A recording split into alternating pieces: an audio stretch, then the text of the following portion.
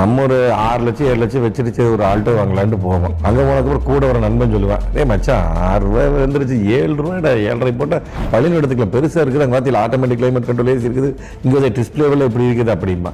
இப்படியே போச்சுன்னா 10 லட்சம் போயிடும். இப்போ ஒரு ஜாப்பனீஸ் வண்டி நம்ம போயிட்டோம்னா மெயின்டெனன்ஸ் கம்மியாக இருக்கும், பட்ஜெட்டும் கம்மியாக இருக்கும். இப்போ நம்ம ஆல்டோ போகிறோம், வேகனார் போகிறோம், செலரியை போனால் ரொம்ப செலவு ரொம்ப கம்மியாக இருக்கும். நமக்கு இன்றைக்கி ஒரு 2 வீலர் 2000-3000 சர்வீஸ் பண்ணுறோம், அந்த மாதிரி 5 ரூபாய்க்குள்ள சர்வீஸ் வரும், ரொம்ப சீப் அண்ட் பெஸ்ட்டாக இருக்குங்க.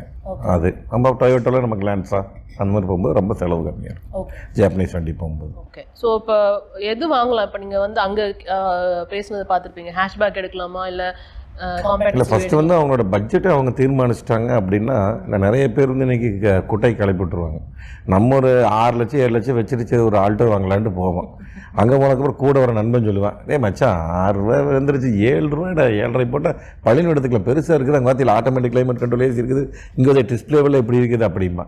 இன்னொரு கூட ஒரு ஒய்ஃப் சொல்லு, எனக்கு அந்த பழின வரைக்கும் போட்டு இதுக்கு மேலே கொஞ்சம் கூட ப்ராங்க்ஸு அதை எடுத்துகிட்டா நல்லா இருக்குது அப்படிங்க. இப்படியே போச்சுன்னா 10 லட்சம் போயிடும். அது நம்ம ஒரு 7 லட்சம் ஃபிக்ஸ் பண்ணிட்டோம் அப்படின்னா சிலரியோ அப்படி ஃபிக்ஸ் பண்ணிவிட்டு அந்த வண்டி நல்ல வண்டி அப்படின்னா நம்ம ஃபஸ்ட்டு ஃபேமிலி வாங்குறதுக்கு அந்த வண்டி நல்ல வண்டி தான், பலினோவாகட்டும் இதாகட்டும். அந்த பட்ஜெட் தான் 7 லட்சம் 8 லட்சம் ₹1 வித்தியாசம். பட் மெயின்டெனன்ஸ் எல்லாமே இன்றைக்கி கம்மி தான், அது ஒரு பெட்ரோல் வண்டி. அதனால் நம்ம பட்ஜெட் ஃபிக்ஸ் பண்ணிவிட்டு நம்ம இந்த வண்டி வேணால் நல்லாயிருக்கும், செலரியோவாகட்டுங்க, பலினோவாகட்டும், அதே டொயோட்டோவில் வேணால் கிளான்ஸாகட்டும். ஆமாம், கார் அதுவும் ஃபஸ்ட் டைம் பையர்ஸ் வந்து அவங்க செலெக்ஷன் க்ரைட்டீரியாவில் ஃபஸ்ட் டைம் பையர்னு ஒரு க்ரைட்டீரியா வைக்கக்கூடாது. ஓகே, இது அண்ணன் சொன்ன மாதிரி பட்ஜெட் ஒரு மேஜர் ரோல். ஓகே, ஃபஸ்ட்டு நீங்கள் ஃபைனலைஸ் பண்ண வேண்டியது பட்ஜெட் தான். நம்மளோட கெப்பாசிட்டி என்ன, நம்ம கேப்பபிலிட்டி என்னங்கிறத புரிஞ்சுக்கிட்டு அந்த பட்ஜெட்டுக்குள்ளே எது வருது அப்படிங்கிறத நம்ம பார்க்கலாம். ஃபஸ்ட் கார்னால் ஒரு நல்ல ஒரு ஓனர்ஷிப் எக்ஸ்பீரியன்ஸ் இருக்கணும்னா அந்த காரை வந்து மேக்ஸிமம் வெர்சடைலாக இருக்கிற மாதிரி ஒரு காராக வாங்கினா நல்லாயிருக்கும். அதில் நம்மளுக்கு தேவையான ஒரு 4-5 விஷயங்கள் இருக்கும்ல, அது எல்லாமே இருக்கிற மாதிரி ஒரு கார்.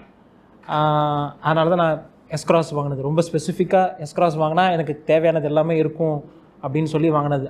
அதோட அந்த பட்ஜெட்டில் பார்க்கும்போது இருக்கிற புது கார்ஸ் எல்லாமே 2-3 lakhs ஜாஸ்தி. இதை விட இதில் இருக்கிற நிறைய விஷயங்கள் அதில் கிடையாது. இப்போ i10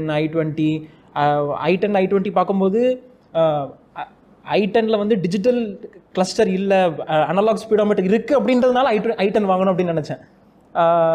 அகெயின் இப்போது இது எஸ்க்ராஸில் இருக்கிற மாதிரி ஸ்பேஸ் அதில் கிடையாது, 5 பேர் இது அளவுக்கு கம்ஃபர்டபுளாக உட்கார முடியாது, இது அளவுக்கு ரிலேபிளான இன்ஜின் கிடையாது, மைலேஜ் கிடையாது, இந்த மாதிரி நிறைய விஷயங்கள் புது கார்ஸில் கிடையாது. அதனால தான் சரி, என்னோடய ஸ்டோரி வேறு. பட் புதுசாக ஒரு பையர் ஃபஸ்ட் டைமாக வாங்குறாங்க அப்படின்னா ஐ வுட் சஜஸ்ட் டிசைர் இன்றைக்கி ஒரு நல்ல ஆப்ஷன். ஏன்னா நார்மலாகவே ஸ்விஃப்ட் டிசைர் வந்து வெரி குட் செல்லிங் கார்.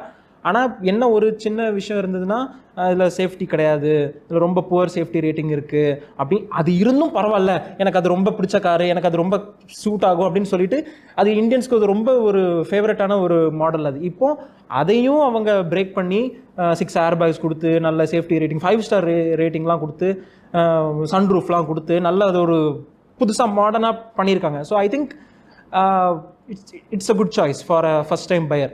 ஆனால் என்னென்னா அது பழைய காரில் வந்து 4 cylinders இருந்தது, இப்போ 3 cylinder ஆக்கியிருக்காங்க. I think that we can compromise. இப்போது அந்த ஒரு விஷயம் இல்லாமல் எக்ஸ்ட்ரா ஒரு 4 விஷயம் கொடுத்துருக்காங்க. So I think that's a good first car.